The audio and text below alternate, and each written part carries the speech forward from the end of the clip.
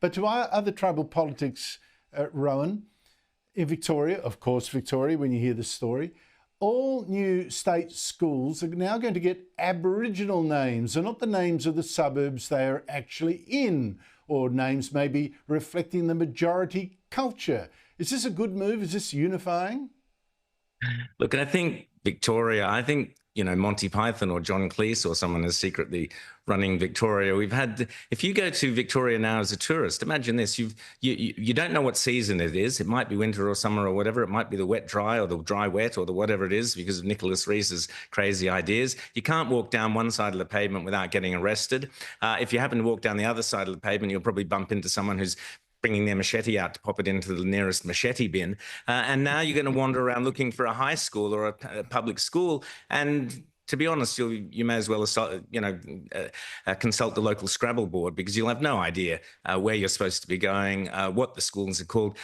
By all means, it's fantastic that we have Indigenous names in our country, and they're part and always have been part of our identification of place names. Going all the way back. Why we have to artificially fabricate them is insulting to Indigenous Australians. It's childish again. It shows that undergraduate socialist mentality. Oh, let's redefine the universe on our own terms. And it's stupid. And I'm sure it is a monumental waste of taxpayers' money. Not that Victorian taxpayers have any money, but you can guarantee that they'll all be reprinting X and Y and Z, and they'll all make a field day out of it. It's such a shame. But as I said, Victoria is now not only the socialist capital of Australia, it's the comedy capital of Australia for the wrong reasons. But it's also forgetting the sheer usefulness of calling a school by the suburb it's in. I know where the Malvern East Primary School is. I know it's in Malvern East, but, then yes. Renaming them to an Aboriginal name that no one would know the meaning of, I mean, it's so useless.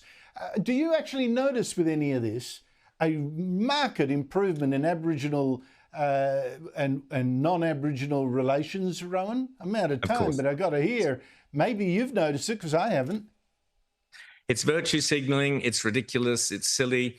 And as I said, it's childish and it does nothing for genuine Indigenous Australians. Andrew, just quickly, I'm up at Broome at the Bush Summit, which is just a fantastic initiative by the Australian newspaper. And I was there this morning. Absolutely amazing. But I'll just say that the welcome to country, as you know, I'm no great fan of welcome or acknowledgements to country, but the welcome to country by the Indigenous woman here was superb because it was all about bringing everybody to Broome, encouraging people with projects, with ideas, with businesses to come to Broome be here. Welcome and bring your ideas to improve the joint. All right, fine. Rowan Dean, thank you so much indeed for your time.